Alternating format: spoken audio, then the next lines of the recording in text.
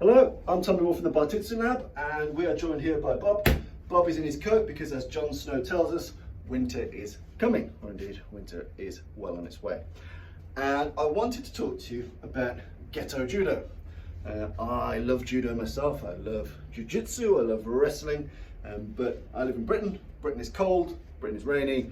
From now until probably 8 months' time, we're all going to be wearing pretty chunky jackets, and for self-defense situations, those jackets offer risk and they offer opportunity. Bear in mind, anything you see in this video can and naturally is used against you, whether someone's had training or not. If there's something to grab, a monkey brain will grab it. So whether you thug on the street, he'll grab and manipulate your hood, your jacket, your belt, as much as you in your conscious mind would decide to do likewise. But let's look at some of the grips common to judo and by association sambo and other jacketed wrestling systems, and just learn a little bit about them, a little bit about grip theory, because I think that's really important. I think that for self-defense scenarios, it's very important to know how to throw and how to be thrown and what that feels like. But a hugely important element, typically pre-throw, most throws are precursed by a grip on you or your grip on them. So we must take our time to understand our grips of opportunity, grips of leverage, grips that offer us combative advantage. Now, a little bit of a primer. Anyone that's done judo, kumikata is the basic starting grip, and it's a bit like a wrestler's collar and elbow. That it offers a 50-50 opportunity for both combatants, in that a hand will be on the lapel side and a hand will be just under the elbow. So just a switch for the camera, one lapel, one on the shoulder. Some people go for a sleeve, some people go dead on elbow, some people go just above, but you end up with this. And this is a 50-50 struggle here. And a 50-50 struggle is something that we never really want. So I'm going to talk you through some of my favoured grips for fighting people in a heavier jacket, and I hope you find them relatively useful. So, first of these is just understanding that the pulling hand, the hikite, its job is to pull someone off balance, to pull them to the right, to the left, or straight down. So get used to the notion that in grappling, you do want some type of hikite, some type of pulling hand, okay? And one of the first things to get used to doing is just the simple manipulation of grabbing a sleeve, an inner tricep, or the fabric on the inner tricep or the inner elbow, pulling the hikite to the opposite side and being able to punch. Pull and hit. Pull down and uppercut. So I'm going to pull to my left hip, turn Bob, and I'm going to cross him. Nice and simple. That's my hikite and my cross. That's part of my Ghetto Judo. Pull him across, twat him in the face. I might use my hikite and pull him down and fire an uppercut. So again, I'm grabbing anywhere from the inside of his tricep, his elbow, or the end of his collar. I'm pulling it down to my left hip, and I'm going to hit him. Okay, so pull and cross, pull down and uppercut. So hikite, pull and hit. Really, really, really important. Basic, fundamental Ghetto Judo. I prefer it off a cross grip. So my left hand to his right arm, pull down for an uppercut, pull across for a cross. Nice and simple, okay? My surite is my lifting hand, okay?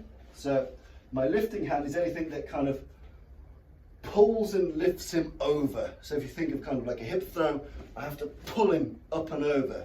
I have to lift him to some degree, because I have to lift his feet a little bit off the floor for me to be able to throw him relatively easily. Throwing someone that's very well planted, as you know, is very hard. So my hikite is all about pulling, dragging, and get used to being able to do nasty drags off that fabric grip. Pull down to your hip, pull down into you. Make sure you put your body weight into that pull, not just putting arm power, you're putting your body weight into that hikite. When it's coming into me, I still drop. So I drop my body weight, I drop my head, and then I blast that uppercut up. So the use of the hikite. The surite, the pull, I really like for doing the old Robin Hood. So there's something called the high collar or thumb in hold, and essentially my thumb goes into his jacket and I grip over the top, and my main aim is to pull his head down. Okay, I can pull his head down, following which I can plant him into the floor. I can get all sorts of throws and he can't really see what's going on. So my surite, my lifting or pulling hand will essentially go in, and then I'll lift and kind of roll him down. Whether my throw, I enter, whatever I do, I kind of have a pulling and a rolling motion to this surite, okay? Like so. So my hikite is pretty sharp, my surite is almost like an up and over, okay? So for this technique, what I really like is diving this in close, then using my surite to take the hood down. And again, make sure I'm not pulling down with the arm, I'm pulling down with the body. Okay, so I use my surite here to essentially pull the odd Robin Hood in him. And again, I like this off a 2-hit combination because people can get out of their own hoods pretty fast. So don't just rely on this to stay there forever. So from here, I burst in and I get this thumb in collar hold. Only once I've got control of his body. I don't just want to be scrambling for the hood. So as soon as I got my thumb into this jacket, that's good. That's position 1, and I can wrestle him well from here, using his jacket, using this high collar hold. Thumb inside the jacket, fingers on the outside, lock it in. Once I've achieved this high collar hold, I feel where the hood is, I'll do this rolling surite and I drop it down. Okay? At this juncture then, I typically fire 1 uppercut, push him off, fire 1 cross. And odds are I'm likely to abandon that to something else because it's still hard for me to find the right spots to be punching. You know, I want to make sure I'm shaking his brain, in his skull, I want to be hitting that jawline. That can be hard to do if I've just got an anonymous lump of head. People often forget that punching the head is very, very hard. So once I've got this surite and I've Robin Hooded him here, the uppercut's a good one because I can see up inside that hood. Bang! From here. Then I'll stretch him along here, because that exposes some jawline. Bang! From there. After which, I might move on to a different style grapple, different type of throw, whatever I want to do. So I've gone in, and I've got this high collar. I've got this rolling surite, which drops the hood down. I have a peep, fire in the uppercut, extend, fire in the cross, which is a useful piece of Ghetto Judo. So whether it's the hikite into the punches, whether it's a surite over the hood, very, very, very useful. I'm also a big fan of using cross grips on jackets. So you see a lot of people end up in a hockey fight situation where I grab one side, he grabs another side, and we just start punching each other repeatedly. So I like, if I'm fighting someone with a chunky jacket, take a kind of Russian, Georgian-esque approach to it, in that I grab the sleeve, or behind the shoulder, or just over the back of one side, because it means I can constantly turn the opponent and move to the dead side to find my strike. So a cross grip, when you're looking at Ghetto Judo, really important. We come to blows, as opposed to me getting this, or a traditional 50-50 kumikata, which puts us both in the firing line for punches. We get the cross grip, and then we immediately use a hikite motion. We pull, yeah! Once we've got enough balance, then we can start to smash him up. So again, get used to a cross grip, so we get into each other. I've got this grip here, this cross grip.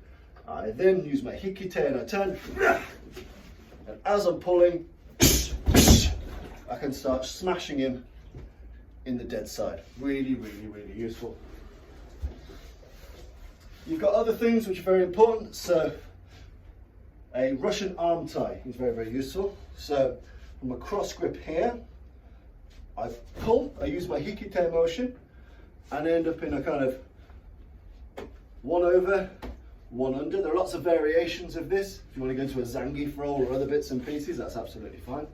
But I've got this cross grip, I've pulled a sharp hikite, and I've got this motion here, so I've got control of this arm. This arm belongs to me, and his balance belongs to me. So I can jam this shoulder in and wrench his arm. I don't want him to think of a full arm lock. I just want to pull it out of its socket a bit. Okay? You get some people that once they've got this Russian tie, will put it into their own armpit for extra security, and people start to roll that over and do other bits and pieces.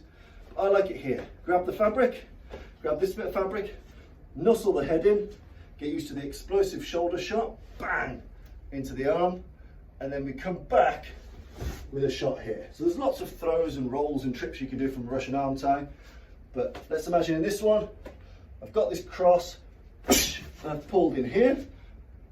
I'm going to wrench that elbow, that shoulder, so I'm going to pull him off balance. I'm going to use Kazushi, and then I'm going to follow the strike. And again, nice simple way to use the jacket. And again, not for this video, but it's important to be able to get used to using cross collar grips into chokes. You know, it's important to know how and when to use the hood.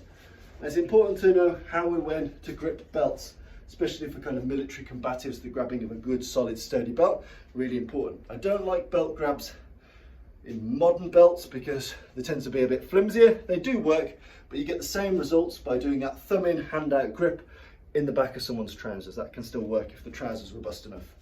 But just to recap, your pulling hand is your hikite. Always try and pull sharply, turn and strike. Pulling hand. Your lifting hand, or I prefer rolling hand, your surite, is here. And it can be to roll someone over your shoulder, over your leg. I quite like it in this Ghetto Judo sense of rolling this hoodie over and then uppercut, post, strike. You've got all sorts of grabs, but one of my favourites is this Russian arm tie, cross grip, pull, wrap, wrench, strike. And you've also got the very simple but very effective cross grip where we immediately clash. I've got this frame here to stop him getting closer, then get a good grip of what's available here, turn and strike at the same time. Hope you found that useful. Get used to being ragged around in your clothes, your street clothes. Get used to ragging other people around in theirs. It's a really useful and important skill for what we do in the Bartitsu lab and for your general self-defense grappling. Hope you found that useful. Cheers.